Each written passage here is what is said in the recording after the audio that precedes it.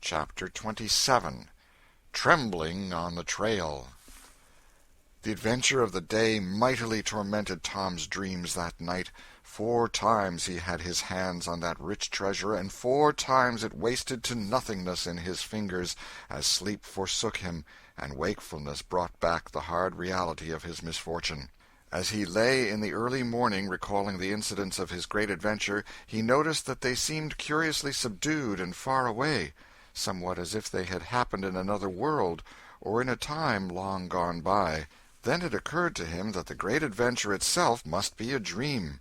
There was one very strong argument in favor of this idea, namely, that the quantity of coin he had seen was too vast to be real.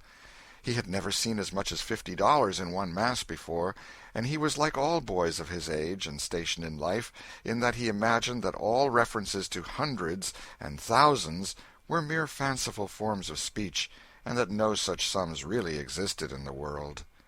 He never had supposed for a moment that so large a sum as $100 was to be found in actual money in anyone's possession.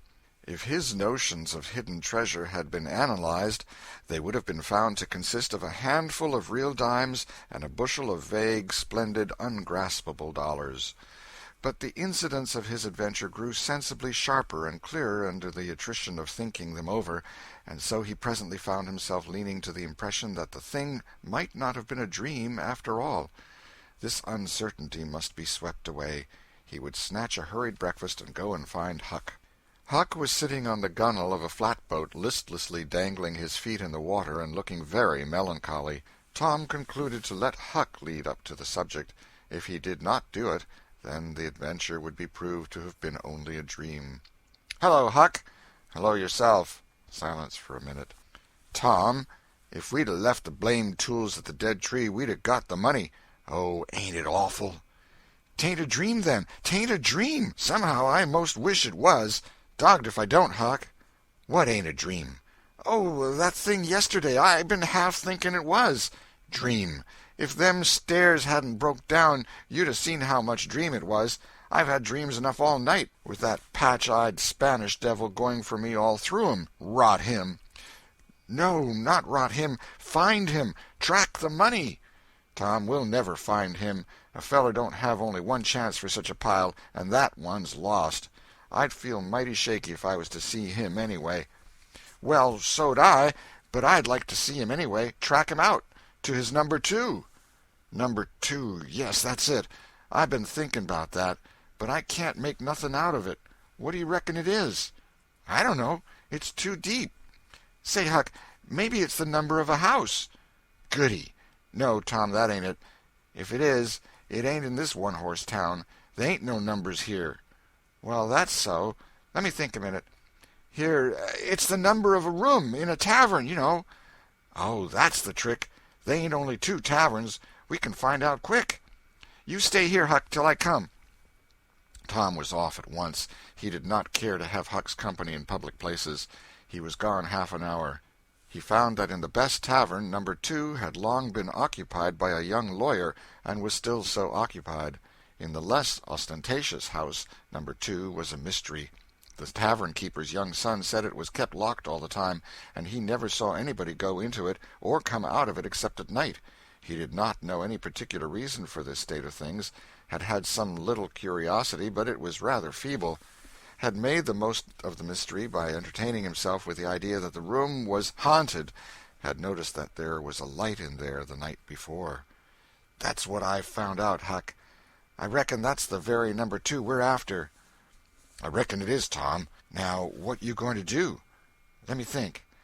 Tom thought a long time. Then he said, "I'll tell you. The back door of that number 2 is the door that comes out into the little close alley between the tavern and the old rattle-trap of a brick store. Now you get hold of all the door keys you can find, and I'll nip all of Auntie's, and the first dark night we'll go there and try 'em. And mind you, keep a lookout for Injun Joe, because he said he was going to drop into town and spy around once more for a chance to get his revenge. If you see him, you just follow him, and if he don't go to that number 2, that ain't the place." "Lordy, I don't want to follow him by myself." "Why, it'll be night, sure. He mightn't ever see you, and if he did, maybe he'd never think anything." Well, if it's pretty dark, I reckon I'll track him. I don't know. I'll try. You bet I'll follow him if it's dark, Huck. Why, he might have found out that he couldn't get his revenge and be going right after that money. It's so, Tom, it's so. I'll follow him. I will, by jingoes. Now you're talking. Don't you ever weaken, Huck, and I won't. End of Chapter 27. Chapter 28. In the Lair of Injun Joe. That night Tom and Huck were ready for their adventure. They hung about the neighborhood of the tavern until after 9, one watching the alley at a distance, and the other the tavern door. Nobody entered the alley or left it. Nobody resembling the Spaniard entered or left the tavern door.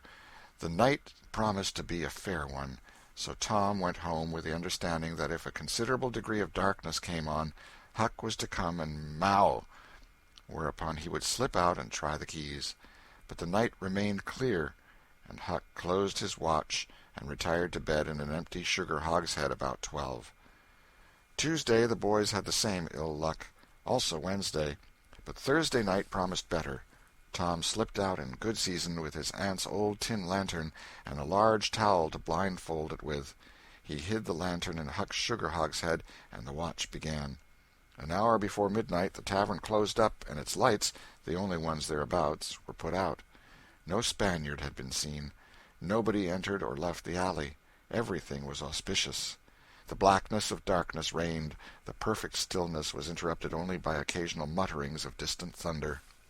Tom got his lantern, lit it in the hogshead, wrapped it closely in the towel, and the two adventurers crept in the gloom toward the tavern. Huck stood sentry, and Tom felt his way into the alley. Then there was a season of waiting anxiety that weighed upon Huck's spirits like a mountain. He began to wish he could see a flash from the lantern. It would frighten him, but it would at least tell him that Tom was alive yet. It seemed hours since Tom had disappeared. Surely he must have fainted. Maybe he was dead. Maybe his heart had burst under terror and excitement. In his uneasiness, Huck found himself drawing closer and closer to the alley, fearing all sorts of dreadful things, and momentarily expecting some catastrophe to happen that would take away his breath. There was not much to take away, for he seemed only able to inhale it by thimblefuls, and his heart would soon wear itself out, the way it was beating. Suddenly there was a flash of light, and Tom came tearing by him. "Run!" said he. "Run for your life!" He needn't have repeated it. Once was enough. Huck was making 30 or 40 miles an hour before the repetition was uttered. The boys never stopped till they reached the shed of a deserted slaughterhouse at the lower end of the village. Just as they got within its shelter, the storm burst and the rain poured down. As soon as Tom got his breath, he said, "Huck, it was awful. I tried 2 of the keys, just as soft as I could, but they seemed to make such a power of a racket that I couldn't hardly get my breath, I was so scared. They wouldn't turn in the lock, either. Well, without noticing what I was doing, I took hold of the knob, and open comes the door. It warn't locked. I hopped in and shook off the towel, and great Caesar's ghost!" What you see, Tom?" "Huck, I most stepped onto Injun Joe's hand." "No!" "Yes, he was laying there sound asleep on the floor, with his old patch on his eye and his arms spread out."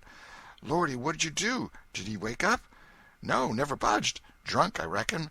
I just grabbed that towel and started." "I'd never thought of the towel, I bet." "Well, I would. My aunt would make me mighty sick if I lost it." "Say, Tom, did you see that box?" "Huck, I didn't wait to look around. I didn't see the box. I didn't see the cross. I didn't see anything but a bottle and a tin cup on the floor by Injun Joe.